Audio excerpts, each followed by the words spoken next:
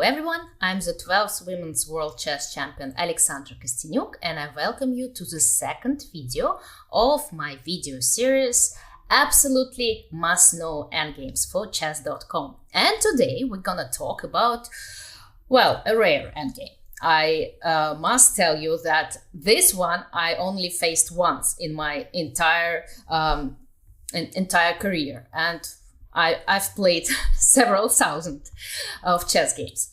It's about two knights endgame, two knights versus king. We'll start with two knights versus king, and for this one, I must tell you, this one is a draw. So if you have two knights versus lonely king, I know it's unfair. I mean, even chess can be unfair. You have two extra pieces, but it is a draw. Unless your opponent, for example, in this position, steps into checkmate, steps into the corner, blunders, and gets checkmated. So it is theoretically possible to win in two knights versus lonely king. But that happens only if you or your opponent blunders. If black doesn't want to get checkmated, you can go king f8, and it is a draw. So if you have two knights versus lonely king, or if you're playing with a lonely king, it's a draw. And actually, if you play on chess.com, your game will be declared automatically a draw if this position or any other position with two extra knights, with two knights versus lonely king arise. But adding a small pawn changes everything. And that's when it gets to start getting more difficult and actually with more chances for two knights. So as long as your opponent has an extra pawn, it can help you to win. For example, let's look at this position. What's important, it's always important, that black's king is almost in the corner. Of course, in order to checkmate, as I said in the first video, you need to have the king of the weakest side in the corner. So here, the king is almost there. First knight secures this square, so the king cannot escape. And white's king also secures the black king. So king just needs to wait. And white plays knight to e4. It's possible to move a pawn. d2. Knight goes to f6. Check. King h8. Knight to e7. And imagine the same position with no pawn. It would be a stalemate. But alas, the pawn is here. It has a chance for her dream to happen. It gets promoted into a queen, but white delivers a checkmate. It's a checkmate.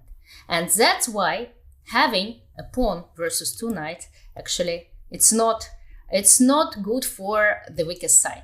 If you are defending position versus two knights, you need to try to get rid of this pawn as soon as possible, or to push it as fast as possible to the first or eighth rank. One more example, you can try to actually solve it on your own. It's white to move, how to win this game. It's quite an easy one. So white gives a check, knight c5 check.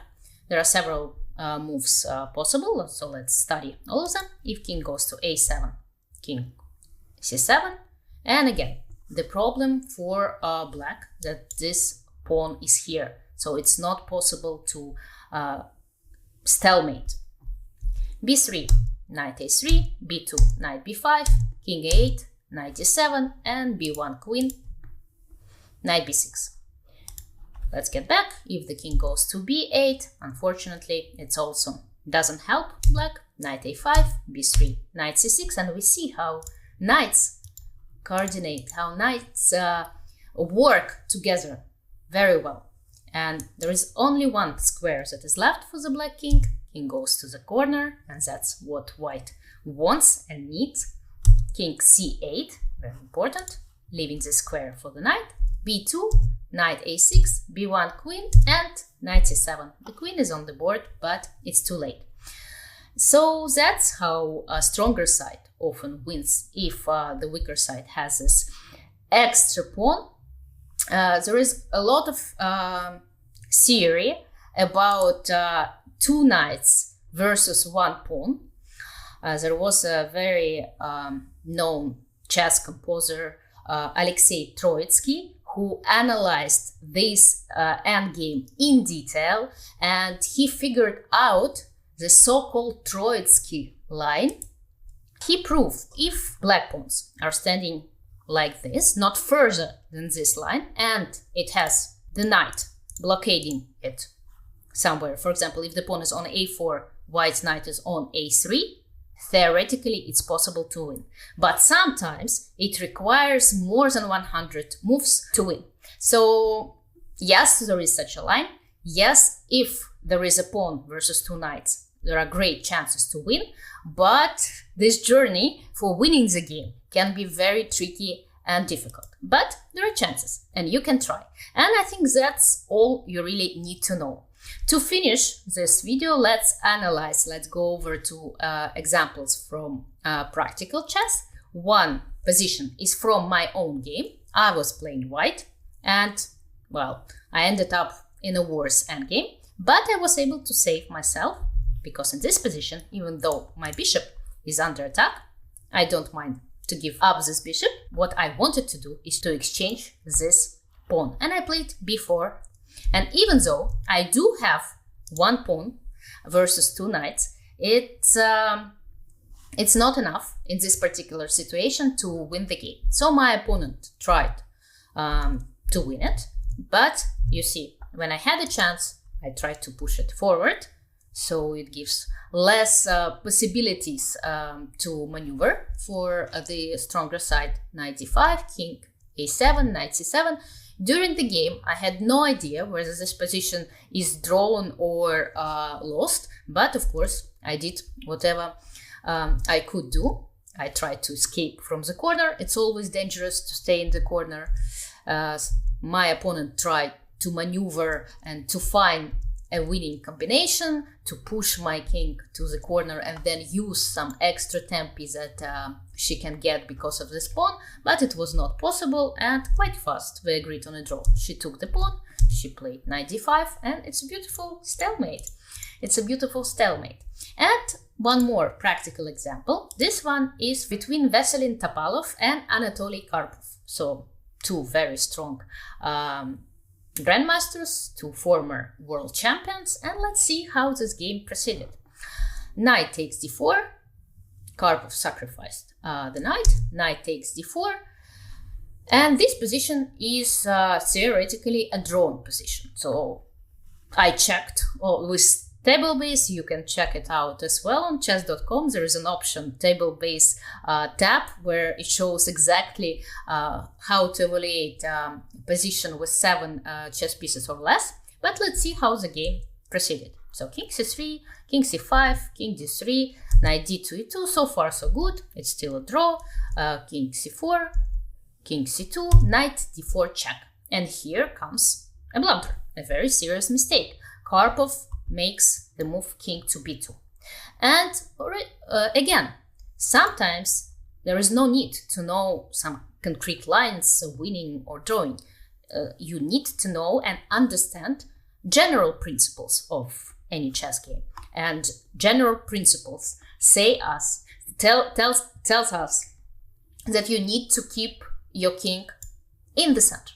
Try to avoid corners and edges of the board as long as possible. So knight d2, king d2 or king d1 here would save a game, most likely. But after king to b2, the position is lost.